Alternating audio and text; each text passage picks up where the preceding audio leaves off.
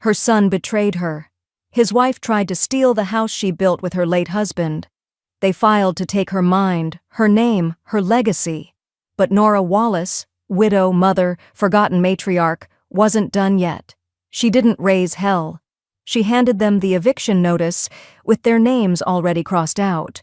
All right, before we dive into this crazy story, do me a favor, subscribe and tell us where you're watching from. The rain held off, but the sky still looked like it hadn't decided whether to mourn. Rows of black-clad guests shifted in their seats beneath the green canopy as the pastor finished his closing words. Nora sat at the front, hands folded tightly in her lap, her face a porcelain mask of composure. To her right, her daughter-in-law Madison leaned in, perfume sharp, breath warmer than it should have been. "Now she's finally alone," Madison whispered, her lips barely moving, her eyes fixed on the casket like it were a prize. Nora didn't turn her head. She didn't blink, but something behind her ribs tightened so fast it felt like she'd been shot.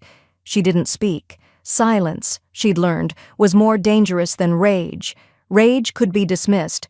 Silence made people nervous. The service ended. Umbrellas popped open like polite shields as the guests dispersed. Nora walked behind the casket with slow, measured steps. Ethan stood beside Madison, one hand on her back. His other hand never reached for his mother. At the post-service reception, Nora sat at the edge of the church hall while folding chairs clattered and casserole dishes lined the buffet. Ethan laughed at something Madison said, her champagne-colored blouse too bright for a funeral. He didn't look over at Nora once. Ethan used to cling to my skirt at events like this, she thought.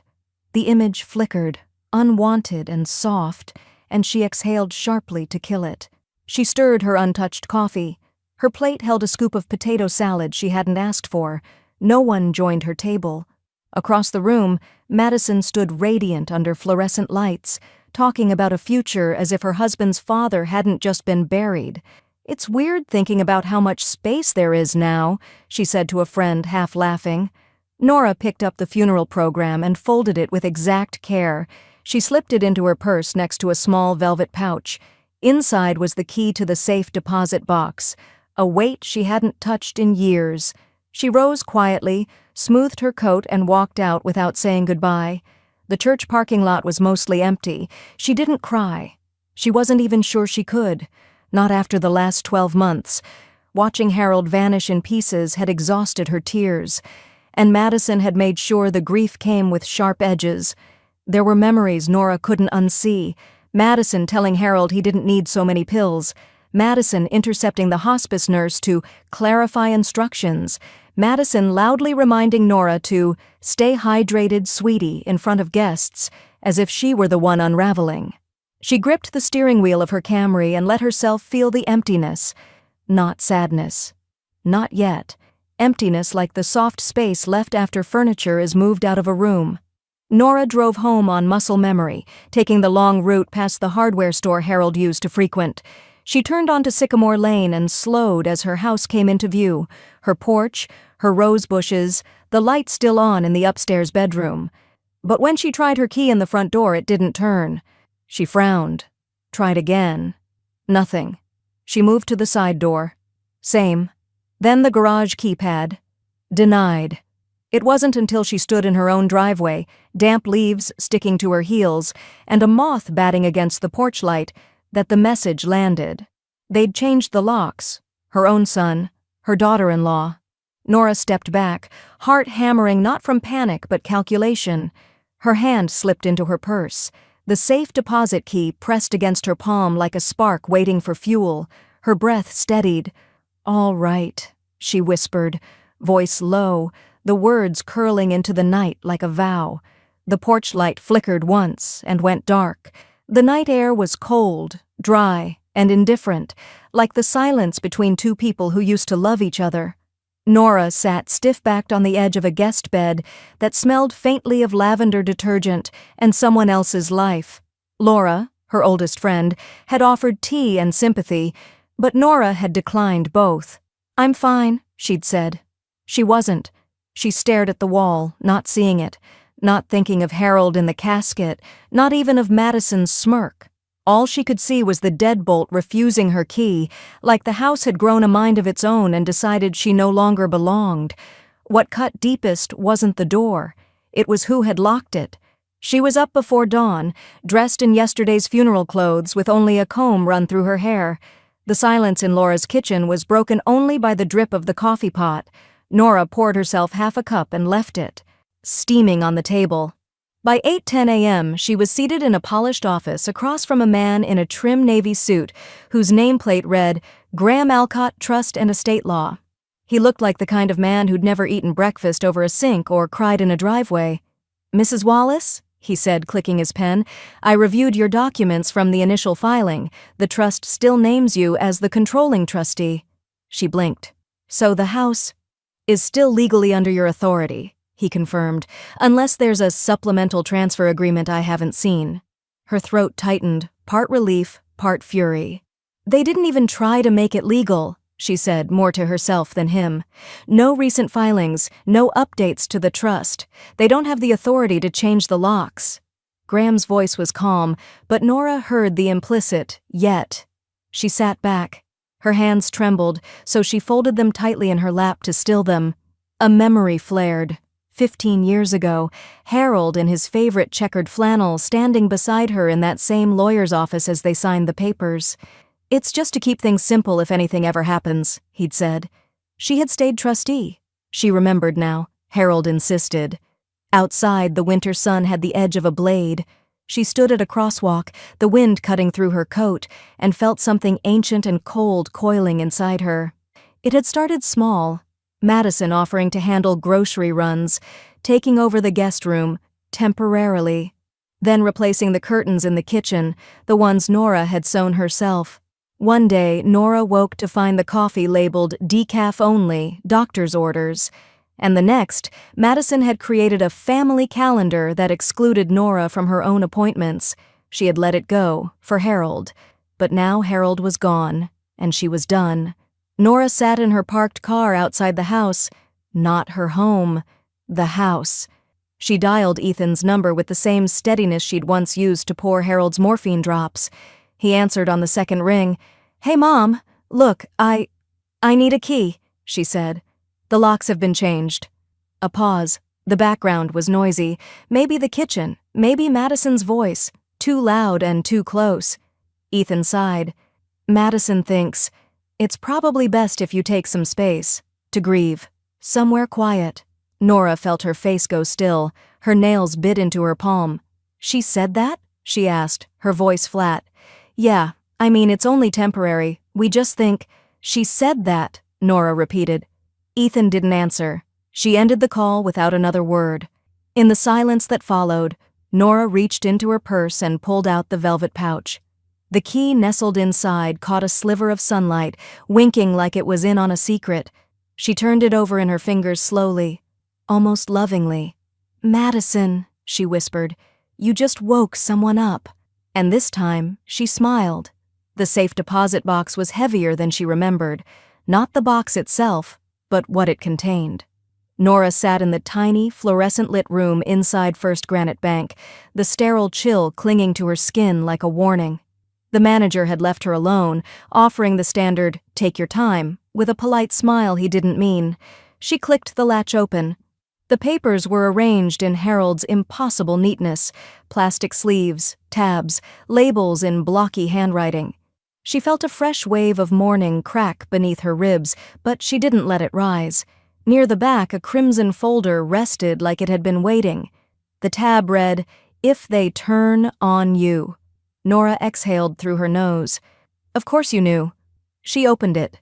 Bank statements, copies of online purchases, screenshots of payment apps, names she didn't recognize, boutiques, subscription services, charges from clothing brands she knew Madison flaunted but claimed came from sales or PR packages. There were at least 5 different credit cards, all under Harold's name, all with recent balances. One maxed out on a patio furniture set Nora had never seen. She flipped further. A contractor invoice, new bathroom tile, garden landscaping, a custom-built pergola. The invoice had a note. "Please keep this discreet. The client prefers not to involve her in-laws." Her chest burned. It wasn't about the money, it was about the gall. The assumption that Harold's retirement, their retirement, was now Madison's interior decorating fund. She took out her phone and snapped pictures of every page, hands steady, heart loud. She reached for her planner and jotted one name: Sadie Kane. Sadie's office was tucked between a nail salon and a tax prep service in a dull, unmarked building, but once inside, it hummed with quiet force. No frills, just hard carpet and a legal mind that had made a career out of fixing things greedy families broke. Sadie read through the file without speaking. Her expression didn't change, but her fingers tightened slightly at the second credit card statement. When she finally looked up, she said one thing: "You ready to fight?" Nora gave the smallest nod. "I already started." They began drafting papers immediately. Motions to freeze trust access, to flag irregular asset transfers, and to alert the county that a formal ownership challenge was underway. "Quiet power moves," Sadie said. "Let them feel safe while we build the fire." That night, Nora scrolled through her phone in the backseat of a rideshare. Her house, the one she'd been locked out of, was posted all over Madison's Instagram. One photo showed her on the porch holding a mug. "Morning light hits different in our forever home fresh start." Another, a wide shot of the backyard with Madison posing mid-spin. "Can't believe how lucky we are to call this ours, our house Tomer new chapter." Nora studied Madison's smile, practiced and hollow. It wasn't just a lie, it was a performance for an audience that didn't even know it was applauding theft. She hit the save button on each post. Screenshots, evidence. Ethan's arm was around Madison in a few of them, smiling that lost boy smile he'd worn ever since Harold got sick. She closed the app and looked out the window. The city passed in streaks of orange and steel. Her purse sat beside her, folder tucked inside like a coiled wire. Madison had made her mistake loud and proud. Nora's next move would be quiet, but it would bleed. As the car pulled to a stop, her phone buzzed with a new notification. Madison had just posted again, a boomerang video of champagne glasses clinking. Caption: "New beginnings feel better in your own home. R claimed it." Nora didn't flinch. Instead, she leaned back against the seat, pulled her coat tighter, and whispered just loud enough to hear herself, "Not for long." The laughter drifted down Sycamore Lane like perfume, sweet, loud, and meant to be noticed. Nora slowed her walk as she reached the edge of her own driveway, her heels silent on the pavement. She stayed in the shadows, the flickering glow of bistro lights wrapping her house like a party favor. There were at least 30 people in the backyard, wine glasses in hand, jazz humming from a Bluetooth speaker perched on the deck railing she and Harold had built. Someone was flipping sliders on the grill Madison had once called tacky. A chalkboard sign near the gate read in gold cursive, "Welcome to Madison and Ethan's new chapter." Nora's mouth didn't move, but her jaw clenched so tightly her temples ached. She walked through the side gate, uninvited, unnoticed at first. Her black dress, plain and unadorned, made her look like she was walking out of a funeral, not into a celebration. In a way, she was. Near the koi pond, a woman Nora didn't recognize gestured to the garden beds. "This landscaping is stunning," she said to Madison. "Did you inherit all of this?" Madison laughed. "It needed a woman's touch, you know. The previous layout was so dated." Nora stepped onto the flagstone path, boots crunching softly. The laughter softened. Someone nudged Madison. She turned. "Oh, look," Madison said brightly, lifting her glass. "The guest has arrived." A few people chuckled awkwardly, unsure of the joke. Nora said nothing. Madison raised her voice just slightly. "We weren't expecting company, but I suppose it's still your rosebush out front, right?" Ethan stood near the patio, drink in hand, gaze cast downward like a boy caught between parents at a divorce hearing. He didn't move.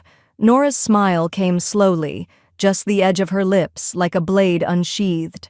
She pulled her phone from her purse, turned slowly in place, and began taking photos. Not the guests, just the garden, the pergola, the string lights, the newly planted bed of hydrangeas where Harold's barbecue pit used to stand. People shifted, uncertain now. Madison's smile faltered for a moment before she leaned in toward her group. She likes to document things, she whispered, just loud enough to carry. Scrapbooking or something. Therapeutic, I guess. Nora turned her camera off, dropped it back into her bag, and walked out the way she came, never saying a word. Sadie's office smelled like toner and victory. "Are you sure you want to push this tonight?" Sadie asked as she pulled the manila envelope closer. "We can let it sit. Let her hang herself a little more." "She already has," Nora said, sliding over the phone. "Pictures, timestamps, names, guests calling it her estate." Sadie flipped through the stack of papers on her desk, pages clicking like dominoes. "We'll submit a notification to the county clerk's office before noon tomorrow. That starts the clock. 30 days until full legal reversion." Nora nodded once. "Make it loud on paper, quiet everywhere else." Sadie grinned. "Now you're thinking like a widow with teeth." At midnight, Nora sat in Laura's guest room with her coat still on. Her phone buzzed. A new post. Madison again. A filtered photo of herself twirling barefoot in the backyard with a caption that read, "Feeling at peace in the place we were always meant to call home. Sacher rooted, Sark legacy living." Nora read it once. Then again. Then she opened her email. She typed a new message with the subject, "For filing, reversion execution." She attached the documents Sadie had emailed her just minutes earlier and hit send. The confirmation ping echoed in the quiet room. Downstairs, the heater kicked on. A draft brushed across her ankles.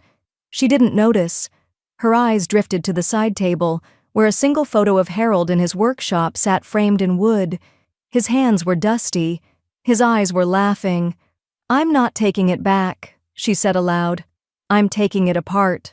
The envelope that slid through the front door that morning was thick, official, and bore the unmistakable weight of government paper.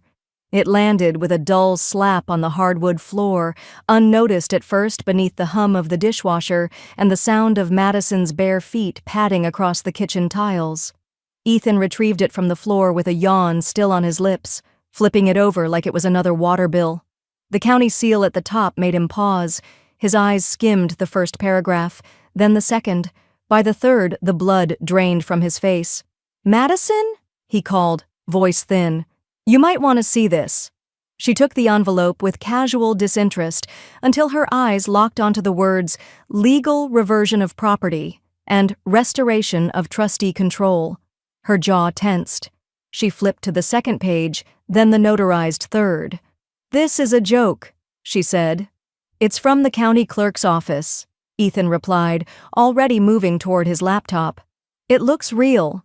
Madison turned sharply to face him, her voice rising. "You said the trust was transferred. You said she was out, that we were secure."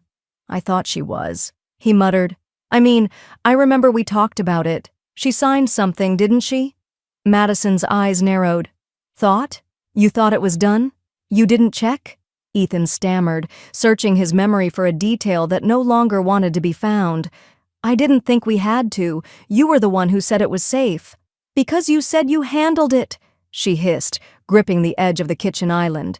"Jesus, Ethan, how could you screw this up?" The doorbell rang. They both froze. On the porch, 2 county officers stood waiting in uniform, one holding a clipboard, the other a sealed packet of legal documents. Behind them stood Nora. She wasn't wearing black today. Instead, she wore a deep navy coat, buttoned to her collarbone, and soft leather gloves. Her face was still, unreadable, but her eyes were alive with something ancient, not vengeance, precision. "Mrs. Wallace," the taller officer greeted as he held the door open, "we're here to enforce a property repossession order filed and approved with county authorization." Madison laughed, but the sound cracked at the end. "You're kidding. This isn't real." The officer handed over the papers. "This house is legally reverting to the original trustee, effective immediately." "You don't understand. This is our house," Madison said, backing up into the hallway. "We live here. We've paid bills, changed things. We built a pergola." Nora stepped inside, her boots clicking quietly on the floor that used to be hers. She didn't need to reply. The house already knew who was home. She moved past Ethan, who was pale and wordless, and into the master bedroom. The smell hit her first. Floral candles, synthetic and cloying. The room had been completely transformed. Gone were the warm earth tones Harold had loved. In their place, white linens, glossy gold fixtures, and vanity mirrors rimmed with LED strips. It was cold, curated, sterile. She opened the dresser drawers, not in anger, but out of muscle memory. The second drawer revealed a stack of documents in a leather folder marked Confidential. Nora took it out, leafing through the crisp legal pages. Correspondence, emails, meeting logs, divorce consultation notes.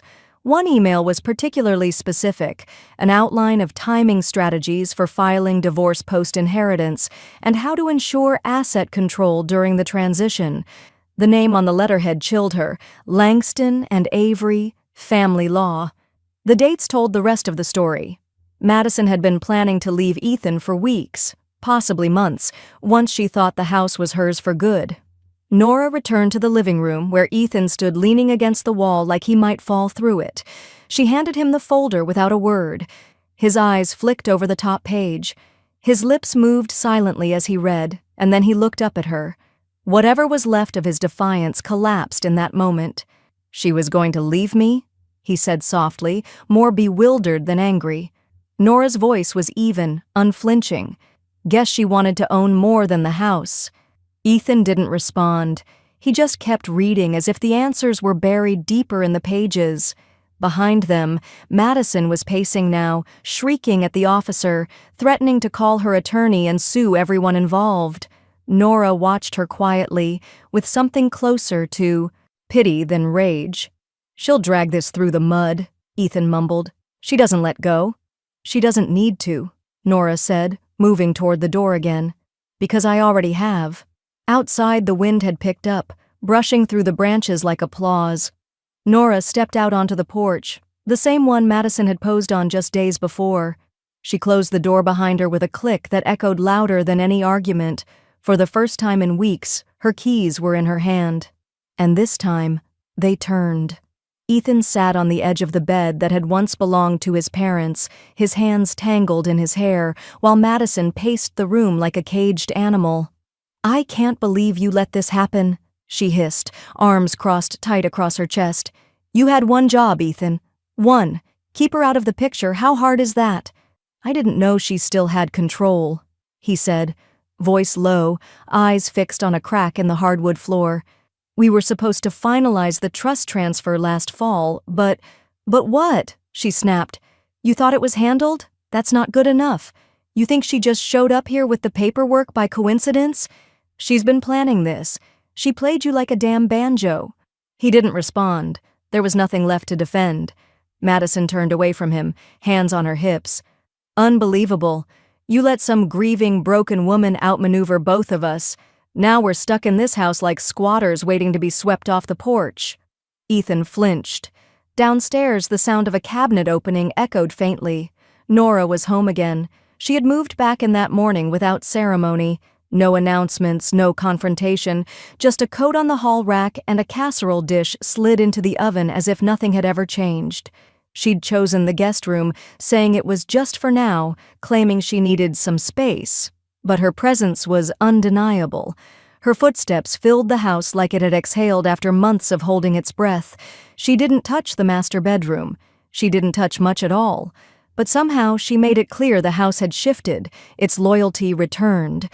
Ethan noticed things he hadn't before. The way Madison snapped when Nora asked if the thermostat could be turned down, the way she rolled her eyes behind Nora's back, the passive digs, the clenched teeth smiles. He saw them all now, like watching a play where he'd suddenly realized he was cast as the fool. In Harold's old study, Nora sat at his desk, flipping through a stack of dusty files. The scent of his cologne lingered faintly, a mix of leather and cedar wood. In the back drawer, beneath old warranties and tax files, she found it, a prenuptial agreement.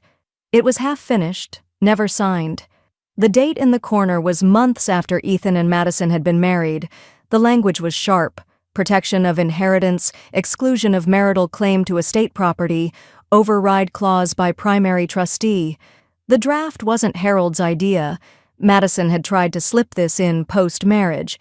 Sloppy, desperate, disrespectful. Nora closed the drawer softly and reached for her phone. "Time to move," Sadie said when Nora explained. "They'll retaliate. Her side won't let this go unanswered." "I'm ready," Nora replied, her voice like still water over stone. That evening, Nora hosted a dinner. Not an event, not a statement, just a gathering of a few old friends around the same oak table she and Harold had refinished years ago. There was laughter, the soft clinking of wine glasses, and stories that curled around the room like candle smoke. Madison lingered near the kitchen island, watching. Her eyes flicked between Nora's calm face and the people smiling in her house. She said nothing for most of the evening, but her silence wasn't surrender. It was venom cooling in a jar. Dessert was a simple apple crisp. Madison offered to help heat it, insisting on pitching in. The scent of cinnamon filled the kitchen. Then came the smoke. A blackened tray emerged from the oven, the crisp charred and blistered, filling the room with a bitter haze. "Oh no," Madison said with a bright, empty smile. "Guess I forgot to set a timer." One of the guests coughed politely. Nora stood, walked to the window, and cracked it open to let the smoke drift out. She didn't say a word, no accusation, no reprimand. Instead, she walked to the sink, rinsed her hands under cool water, and dried them with the towel Harold had always insisted was just for show. On the kitchen counter, beneath a folded copy of Sunset magazine, lay a certified envelope. The eviction paperwork had already been filed that morning. Madison just didn't know it yet, and Nora wasn't about to tell her, not until the doorbell rang.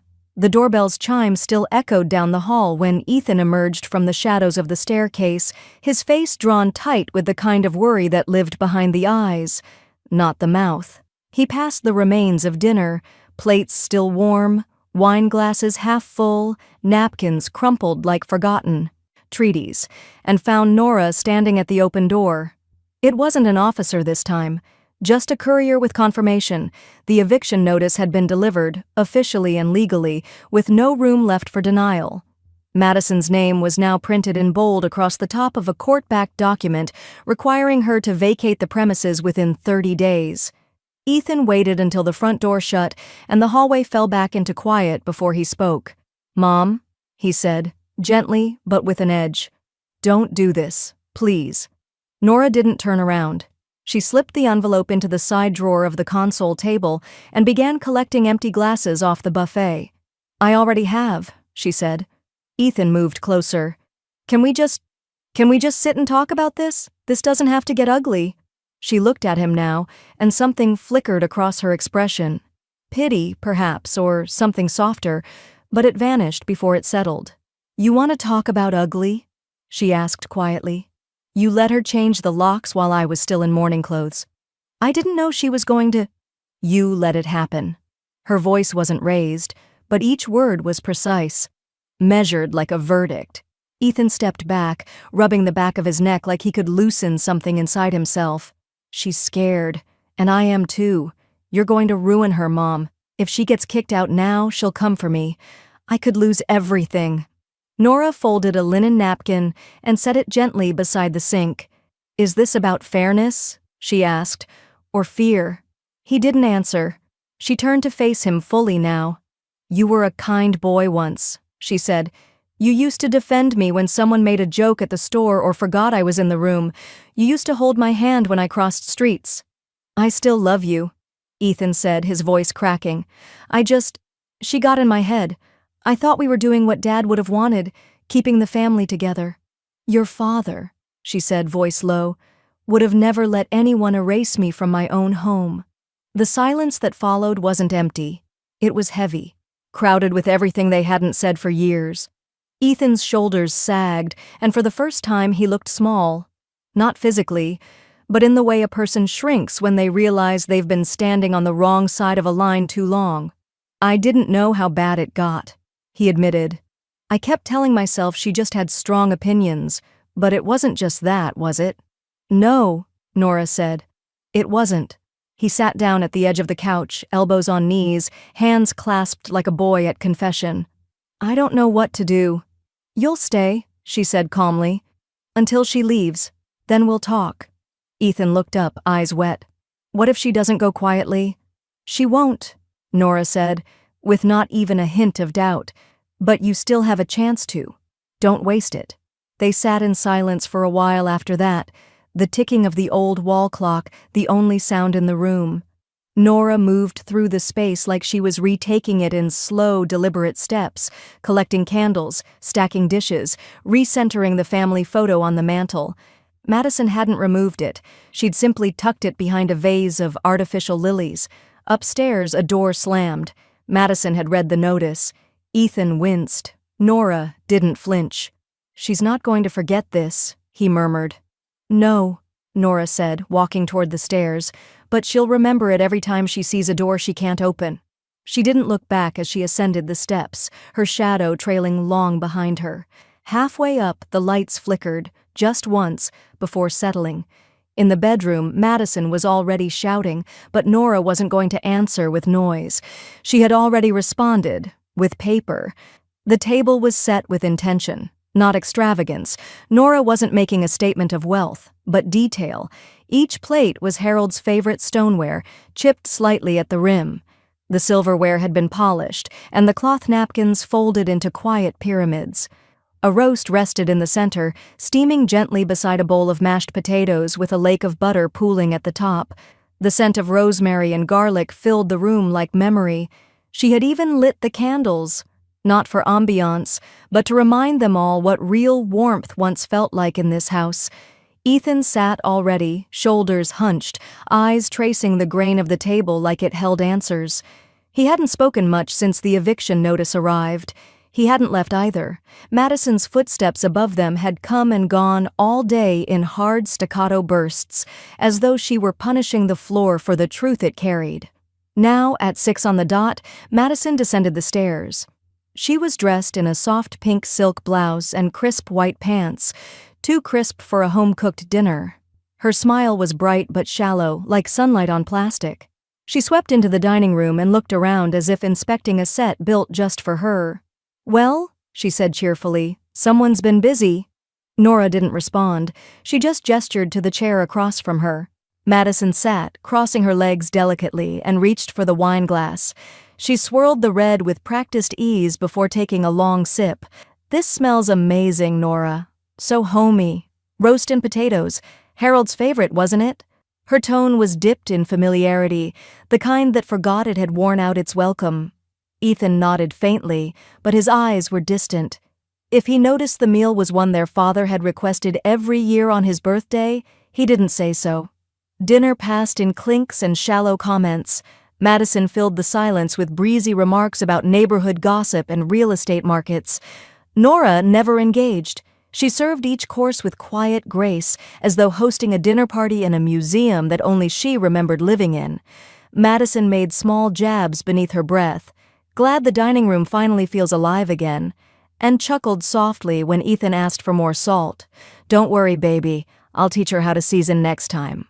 Still, Nora said nothing. Her silence wasn't passive, it was loaded. Every pause stretched like thread drawn taut between them. After dessert plates had been cleared and coffee poured into Harold's old stone mugs, Nora rose from her seat. I have something for both of you, she said simply. From a small box beneath the china cabinet, she withdrew a flash drive. She plugged it into the laptop resting near the sideboard. The screen flickered. A video file opened. The title read, In the Event of Conflict, H.W. Ethan sat forward, eyes narrowing. Madison tilted her head, smirking slightly, arms crossed. The video began. Harold's face filled the screen, tired, paler than Nora remembered, but steady. His voice was rough, but every word was clear. If you're watching this, then I'm not there to explain myself, so I'll be plain. Nora is my wife, my partner, my compass. If there's ever a dispute, if anything should arise that causes fracture or betrayal, she has the final say, full authority over the trust, the property, the decisions. And if anyone has turned on her, know this, you've already turned on me. Silence settled in the room like dust. Nora turned off the laptop. Ethan stared at the dark screen. Madison didn't move. Then she laughed, too loudly, too quickly. That's rich, He was sick. He didn't know what he was saying. Harold wrote that will 6 months before he passed, Nora said, when his mind was still sharper than anyone at this table. Madison shoved her chair back so hard the legs screeched against the hardwood. Do whatever you want, she said, voice high and brittle. You want to throw me out? Do it. You'll look like a monster in court, a grieving old woman clinging to a house instead of her son. She stormed toward the door. Her hand caught the edge of the sideboard, knocking a glass to the floor. It shattered, sharp and sudden, sending a few shards skittering under the table. Ethan flinched. Nora didn't move. When the front door slammed, the quiet returned. Nora walked to the kitchen, poured herself the last inch of wine, and sat across from her son. The fire in the hearth crackled softly behind her. She took a slow sip, then set the glass down gently. I'm not done, she said, her eyes meeting his across the candle-lit wreckage of the meal. And this time, Ethan believed her. The envelope arrived by courier the following morning. Heavy stock, embossed lettering, the kind of legal warning dressed up like an invitation. It was addressed to Nora Wallace, current occupant, and tucked neatly into a folder bearing the letterhead of Carver, Sloan & Hewitt LLP. Madison hadn't wasted any time. Nora read the cease and desist letter in full, twice. She didn't frown. She didn't sigh. Instead, she placed it carefully on the kitchen counter beside the sugar jar, then picked up her phone and dialed Sadie. Cease and desist already? Sadie said, not surprised. They're moving faster than I thought. That tells me they're scared. She's trying to bluff, Nora replied. It won't stick. It won't, Sadie agreed, but I think it's time we make our next move public. That afternoon, a release went out from Sadie's office to the County Records Division and to Madison's legal team. Attached was a full ledger of Harold's financial records, line by line, month by month, documenting the siphoning of funds from joint accounts into private ones under Madison's name. Credit cards opened and maxed without Nora's knowledge. Unauthorized withdrawals from Harold's pension. The luxury bathroom remodel. The private yoga retreats labeled as wellness for the household. The numbers didn't lie. By the time Madison's attorney called to request clarification, Nora was already at the county title office, her fingers resting on a smooth brass counter, waiting to see her name formally reinstated as the sole, uncontested holder of the deed. The clerk behind the desk clicked through her file and gave a small, approving nod. You've got it buttoned up tight, he said. No room for challenge now. I'll process the update today. Make sure there's no trace of hers left, Nora said quietly. Back at home, Ethan was unraveling. He sat on the front porch as dusk rolled in, knees bouncing, a half-drunk glass of bourbon sweating in his palm. He looked up when Nora returned and stood slowly, like he didn't know whether to approach or flee. She's furious, he said. She's been calling non-stop, said I should have warned her about the financial disclosure. She thinks I fed you the bank info. Did you? Nora asked calmly. No, he said, but I didn't stop it either. They stood in silence for a moment. Cicadas buzzed somewhere in the distance.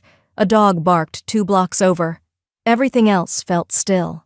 I keep thinking, Ethan continued, about that summer I got stung by a bee in the driveway, and you carried me all the way inside like I was made of glass. You didn't even put your shoes on. Nora softened. You were 7. I don't know how I became the man who let someone lock you out of your house. She didn't answer.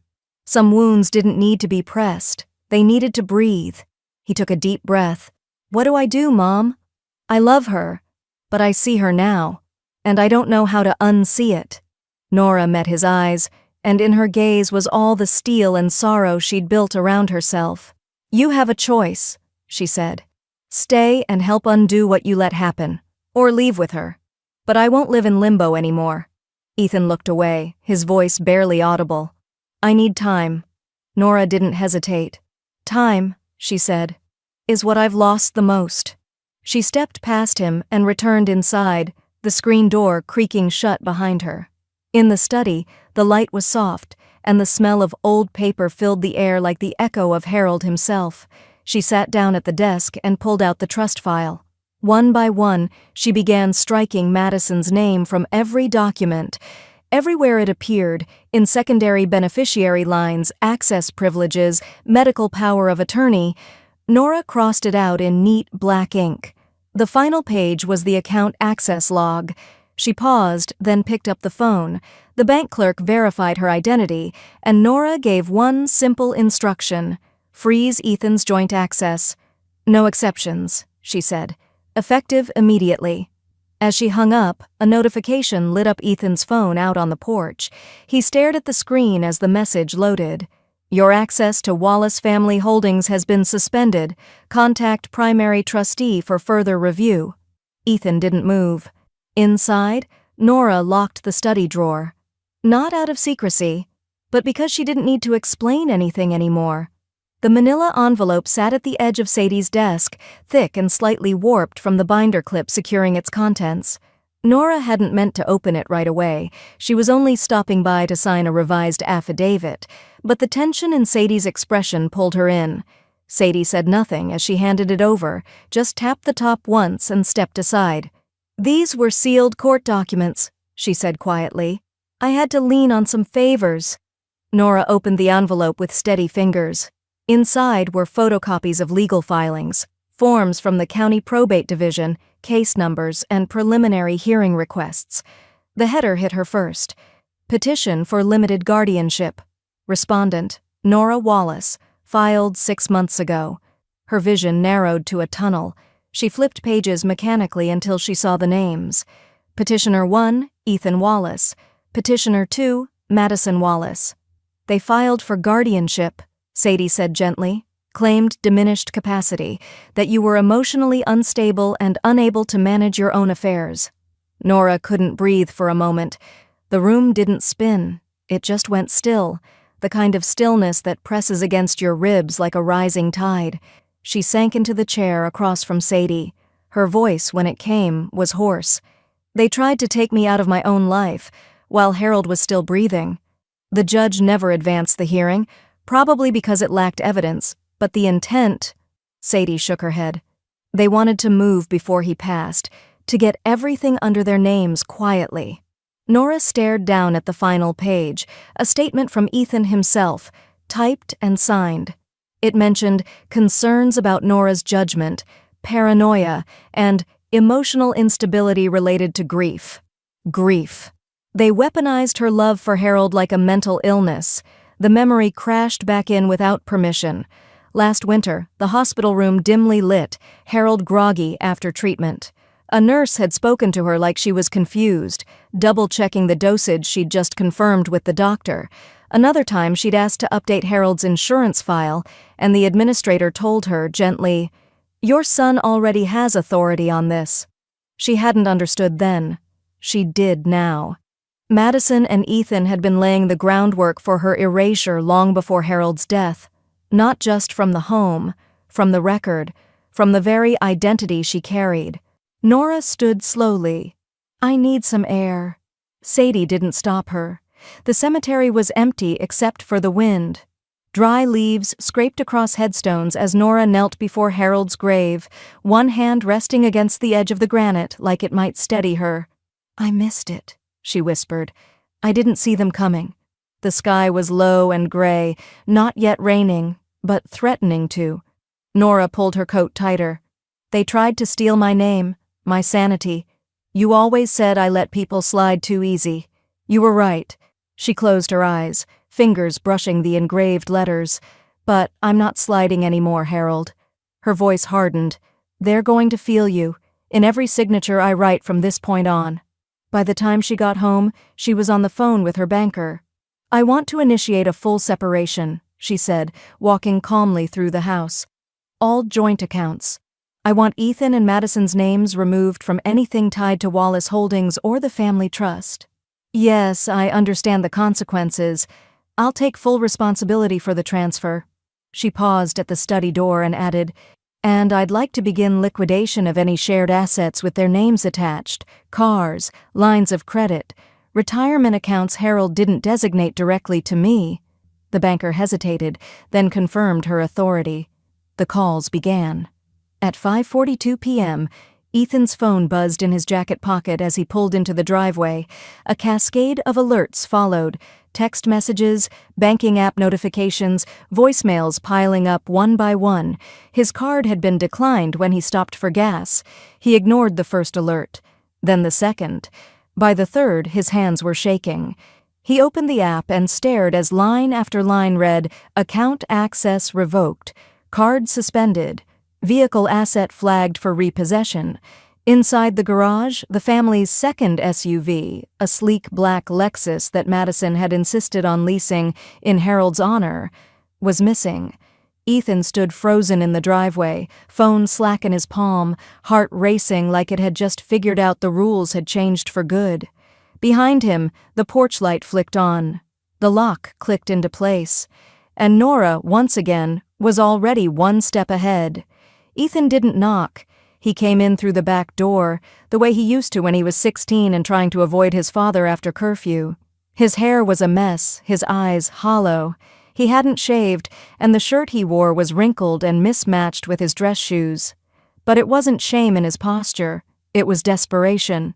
Nora was in the living room, seated in Harold's old recliner, a yellow legal pad balanced on her lap. She didn't look up as he entered. Only the soft scrape of his shoes on the hardwood betrayed him. "You took everything," he said hoarsely. "The car, the cards. My name is frozen in every file. I can't even book a hotel room."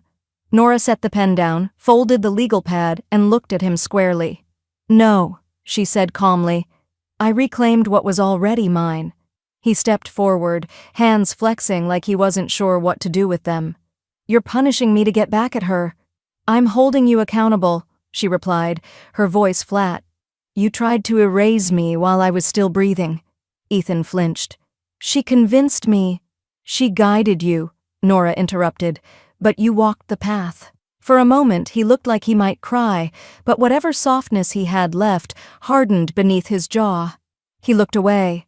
"Fine, but she's suffering too. She's getting hammered online. People are calling her a scam artist."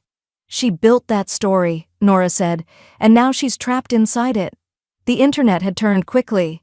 A clip of Madison at Harold's funeral had surfaced, her voice clear, her eyes gleaming with satisfaction as she said, "Now she's finally alone," to a woman just out of frame. That woman had been Nora. The person holding the camera had unknowingly captured the moment that would cost Madison public sympathy. The hashtags changed overnight. Grief grifter, Sahajar homewrecker heir. In her own words. Nora had done nothing to fuel the narrative. She didn't have to. Ethan paced a slow circle in the room, his fingers running along the edge of the couch like he needed the texture to think. "She wants me to deny everything," he muttered, "to say you forged documents, that Sadie manipulated Dad's will." "Will you?" Nora asked. He looked at her. "I don't know." "Then let me make it easy," she said. "I'll offer you a deal." He stilled.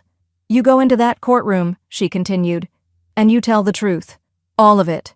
The guardianship petition, the credit cards, the manipulation. You say it under oath. And in return?" he asked, voice wary. "You keep what little is left of your name. I won't sue you for fiduciary misconduct. I won't push for criminal charges." Ethan's shoulders dropped an inch, but the relief was tempered by something he couldn't quite speak. "I want something else," he said quietly. "Not just immunity." Nora raised an eyebrow. "I want you to write me a letter," he said. "Just one page. I don't care what it says, but I need to know, when this is over, I need to know you don't hate me." Nora studied him for a long moment. "I'll write something," she said at last. He nodded, swallowing hard, but she hadn't said what she would write, or when, and Ethan knew better than to ask. He left as quietly as he came, his hands shoved deep into his pockets, head low as he stepped into the cool twilight. Somewhere down the block, wind chimes rattled against each other, light but insistent. Back inside, Nora picked up the legal pad again. She didn't write a letter. She drew a single, heavy line down the center of the page. On one side, she wrote a name. On the other, a consequence. When she finished the list, she tore it out cleanly and slipped it into the folder labeled Trial Prep, Wallace v. Wallace. She closed it. and locked the drawer. Outside, Ethan's phone buzzed again, this time with an email. Subject, notice to appear, preliminary hearing, Wallace Trust proceedings. And in the carbon copy line, witness, Ethan Wallace. He didn't open it right away, because this time he knew exactly what it meant. The courtroom wasn't dramatic. It was beige and boxy with humming fluorescent lights and worn wooden benches that creaked under the weight of impatience. But Nora sat in the front row, spine straight, expression unreadable, as if it were a throne room. Her blazer was charcoal gray, her blouse crisp ivory, no jewelry, no color. She had dressed intentionally, like the woman no one could accuse of being unwell. The judge entered and took his seat with the slow solemnity of someone who had seen 100 families tear each other apart over money.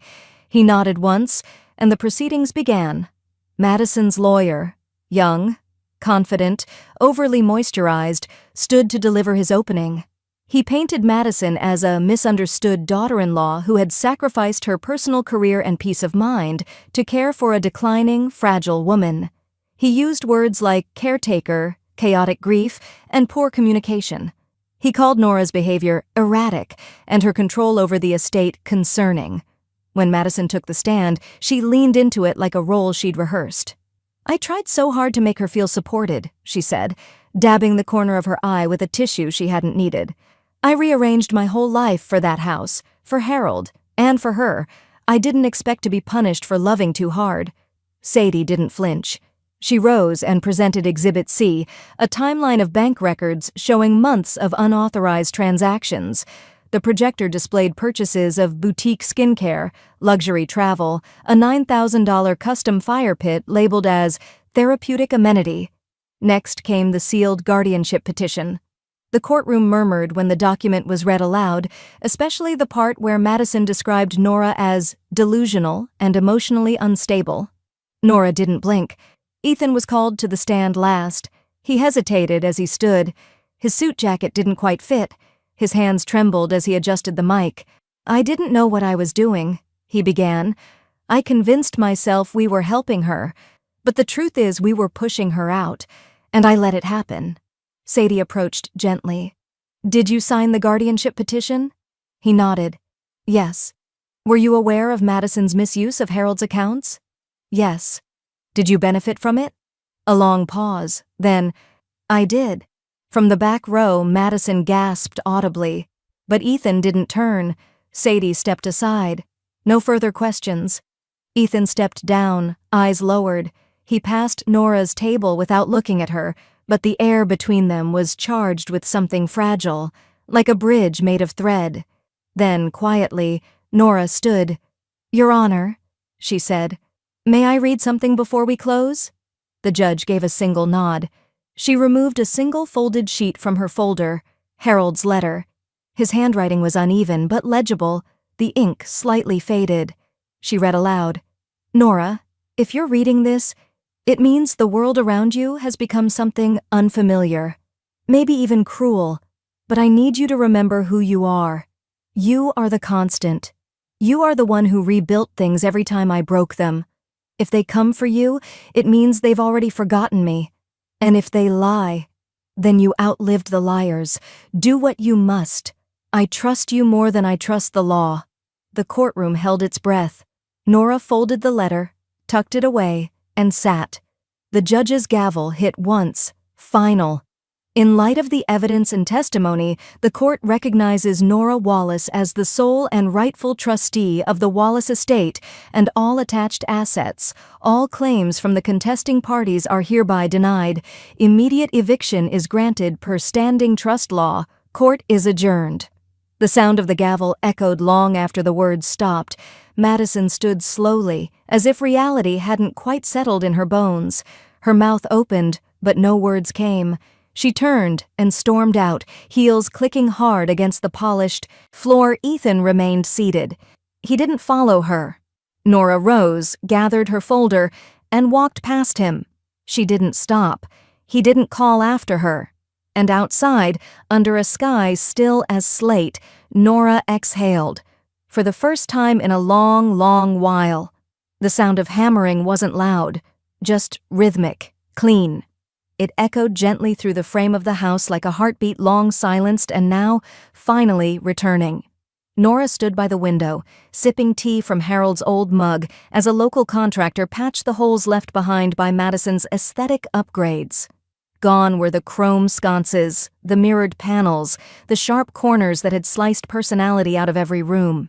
In their place, real wood, soft paint, warm light, but it wasn't just the house she was rebuilding. In the afternoons, she sorted through Harold's boxes, restoring pieces that had been hidden or discarded. His baseball glove from college, the clock he'd made in their first year of marriage, a hand-carved key rack shaped like a tree. Every object placed back into the world felt like a sentence finished after a long pause. One morning, as she dropped off books at the community center, she ran into Thomas Blake, an old friend of Harold's from their church years, a retired schoolteacher who now volunteered as a driver for the senior shuttle. He was quiet, steady, with a gaze like worn leather and a voice full of pauses that made space for others. They started meeting every Thursday, sometimes at the town library cafe, sometimes walking the edge of Lake Marin where Harold used to fish. "You're different than you were last winter," Thomas said once. Nora looked at the water. "I'm just finally who I was supposed to be." Word of the court's ruling had traveled fast, but the appeal Madison filed afterward had been slow, clumsy, and paper-thin. Sadie had read the brief over lunch, barely suppressing a yawn. "She doesn't have a leg to stand on," she'd said, tapping her pen against the table. "If the judge entertains this, it'll be charity." Still, Nora remained cautious. The woman had once tried to steal her mind on paper. Anything else was just a step away. Some nights, the worry crept in anyway, usually when the wind blew too hard through the upstairs hallway or when the floor creaked in the dark. On those nights, she pulled out Harold's journals. There were pages marked with tabs, underlined notes, and scribbled warnings. One entry, dated 2 years before he passed, read, "Madison's charm is a cover. Don't be fooled, Nor, you feel it. So do I." Another, more recent, "If I go first, make sure she never owns the front door key. A lock's nothing without memory behind it." Nora folded the page and tucked it into her wallet. She started redirecting her energy. The assets she'd liquidated sat heavily in her account, and she'd decided it wouldn't stay that way. She gave a donation to a local shelter in Harold's name, paid off the town's overdue school lunch debts, sponsored new benches at the Veterans Park with small brass plaques that simply read, "Be still. Someone loved you here." The town noticed. Quietly, but sincerely. Her name started to mean something again, this time not for what had been taken, but for what she was choosing to return. One afternoon, Thomas knocked on the front porch and handed her a small envelope. "A foundation I work with is doing a dinner," he said. "Harold's name came up. They'd like someone to speak." Nora hesitated. "I'm not a speechmaker." "No," Thomas said gently. "You're a survivor. They'll listen." She didn't answer, but she didn't say no either. That night, rain drifted down in quiet sheets, soft against the windows. Nora was sorting through the hall closet, folding Harold's old scarves into a storage bin, when the doorbell rang. She opened the door. There stood Ethan, soaked, holding a duffel bag in one hand and a folded letter in the other. He didn't look like the man who'd walked out of that courtroom in silence. He looked like the boy who'd once come home after a fight at school, unsure if he still belonged in the doorway. "I didn't know where else to go," he said. Nora didn't reply. Her eyes dropped to the letter in his hand. "I brought your answer," he said quietly, "and I'm ready to hear mine." She stepped aside to let him in, but only barely. Behind them, the rain kept falling, and somewhere upstairs the old house exhaled. The headlines hit before breakfast. Nora's phone buzzed 3 times in a row on the kitchen counter, push notifications from national outlets she didn't follow and never read. Ethan, seated awkwardly at the small table with a mug of black coffee between his hands, froze as her screen lit up with one bold title, "Exclusive. Former daughter-in-law of retired Navy officer claims pregnancy amid elder abuse, court drama." Nora didn't open the article, but Ethan did. "She told them she's expecting," he said quietly, staring at the screen. "Says the stress from your vendetta nearly caused a miscarriage. The tabloid photo was unmistakably staged. Madison on a bench outside the courthouse, hand resting delicately on a stomach that hadn't looked pregnant the week prior, face turned mournfully to the sky. The quote beneath her image read, "I never wanted it to get this ugly. I just wanted a family. I thought she'd want to be part of her grandchild's life." Nora turned back to the stove. She's nothing if not theatrical. But by noon, the storm had landed. Hashtags surged with moral outrage. Twitter lit up with strangers accusing Nora of elder abuse, of cruelty, of being the archetype of a bitter mother-in-law incapable of letting go. The court victory was forgotten by many. In its place stood a faceless narrative of a grieving woman who had supposedly exiled her unborn grandchild from its inheritance. "You have to say something," Ethan said, "even if it's just a denial." "No," Nora said, folding her arms. "If she's pregnant, the truth will out itself. And if she's not, she's built her house on borrowed time." He didn't press her further. But she saw something flicker in his eyes, some quiet, lingering shame he hadn't fully scrubbed out. That evening, as the sky dipped into a bruised lavender and the porch lights flickered on, Thomas came by. He brought a small stack of newspapers, folded, unread, and a thermos of cinnamon tea. "She wants your silence to look like guilt," he said gently. "But the truth doesn't need hashtags." Nora smiled faintly, but her hands still trembled as she accepted the cup. Sadie called the next morning. Her voice was sharper than usual, brimming with restrained triumph. "She's lying," she said. "Madison's not pregnant. I pulled the clinic receipts. The appointment she photographed was for a wellness vitamin drip. The ultrasound photo? Stock image. Licensed 6 years ago to a Canadian OB/GYN blog." Nora exhaled slowly. "So, it's performance." "It's fraud," Sadie corrected, "on a public scale. If we file now, we catch her in the middle of her own trap. You ready for that?" Nora nodded, even though no one could see her. "Yes." The defamation lawsuit landed like a stone in still water. Sadie's filing was exact, line by line detailing every post, every quote, every misrepresentation used to distort the truth and damage Nora's name. News outlets were served, PR agencies copied, courtrooms prepared. For the first time, Nora wasn't just defending herself. She was going on offense.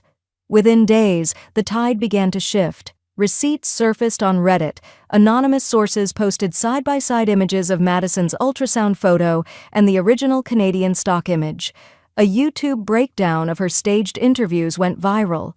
Old social media posts were unearthed, ones where she bragged about hustling PR like chess, not checkers. The woman who once smiled on morning talk shows now ducked behind tinted car windows. That weekend, Nora sat at her desk beneath the window where the rosemary grew wild and typed for an hour straight. No lawyer, no strategist, just her voice. She published an open letter on her website. It read, "This is what abuse looks like when it smiles, when it knows how to curtsy in courtrooms and spin tales into sympathy. It doesn't yell, it suggests, it isolates, it rewrites. I've been accused of cruelty because I stayed silent, but silence wasn't surrender, it was survival. Now I speak, not to change minds, but to remind you that lies don't build legacies. Love does, and I am my husband's widow, not her villain." Within hours, the letter was shared across platforms. Comment sections turned, former critics apologized, the pendulum was swinging, but Nora didn't celebrate. She knew Madison, and the silence from her corner meant only one thing. She was planning her next move. Late that night, Sadie sent a one-line message. "Brace." Her attorney just filed a motion under emergency cause. Nora stared at the screen. Whatever Madison was about to pull, it would be her last attempt to rewrite the story. The ink dried slowly on the final page. Nora stood in the county records office beneath recessed lighting that buzzed faintly overhead. She pressed her signature into the line with a weight that was centuries old, even if her hand only trembled slightly. The woman across the counter, young and kind-eyed, slid the document back toward her. "It's official," she said. "The deeds filed under Wallace Community Legacy Trust. Irrevocable. No heir, no marriage, no petition can touch it now." Nora nodded once, quiet and certain. The house was no longer hers. It was no one's, and yet it would belong to everyone who needed it. A space for memory, for rebuilding, a space no one could ever again lay claim to with forged affection and thin-lipped inheritance schemes. At noon, she met Ethan at the small diner 2 towns over. Neutral ground. He was already seated in the corner booth, stirring cream into a coffee he hadn't tasted. He stood as she approached, but she didn't offer a hug. "Thanks for coming," he said. "I had questions," she replied. "Now I don't." They sat across from each other, the vinyl seats cracked slightly at the corners. He looked thinner than she remembered. Or maybe it was just the absence of illusion now. "I was wrong," he said quietly. "About everything." "You were weak," she said, not unkindly. "There's a difference." He nodded. The food came. She didn't touch hers, and he picked at his fries like they were pennants. When it was time to leave, Nora reached into her purse and pulled out a photograph, worn at the corners. It showed a younger Harold, seated on a bench at the lake, arms around a boy with a gap-toothed grin and scraped knees. Ethan, age 8, proud of some fish he hadn't caught but claimed anyway. "Be that man again," she said, sliding it across the table. The one who didn't need to be asked to stand beside someone he loved. He took the photo like it might burn him. She didn't stay to see what he did with it. 3 days later, the bankruptcy filing went public. Madison's name trailed across a quiet financial newsletter as just another casualty of bad PR and worse choices. A clickbait blog ran the headline, "Influencer heir loses everything after inheritance scandal." Nora didn't read it. She only noticed when her inbox chimed with a single message. No sender, no signature. Subject, "You won." She stared at it for a moment, then deleted it without opening. That weekend, the house was full, not of family by blood, but of neighbors, volunteers from the community center, a few of Harold's old Navy buddies, and even Thomas's book club, who brought mismatched wine bottles and one excellent peach cobbler. Laughter floated out the windows like music. Plates clinked. Candlelight softened the walls that had once carried arguments and court threats. Children played near the porch where Harold had taught Ethan to tie his first fishing knot. Thomas stood beside Nora as she tapped a spoon against her glass. "Some family you're born into," she said, raising her voice just enough for the room to still. "And some you have to evict to make room for." A ripple of soft laughter, followed by clapping. Nora smiled. Not for show, but for real. Later that night, the last guests trickled out. Nora walked the quiet rooms once more, straightening cushions, wiping fingerprints off the old buffet. When she reached the foyer, she paused at the door. She removed the key from the lock. It was new, sleek, modern, cut not from convenience but choice. She turned it slowly, the deadbolt sliding home with a clean, final click.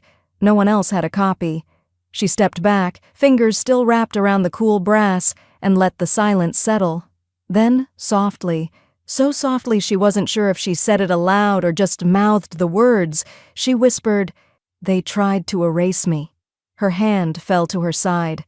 "But I rewrote the ending.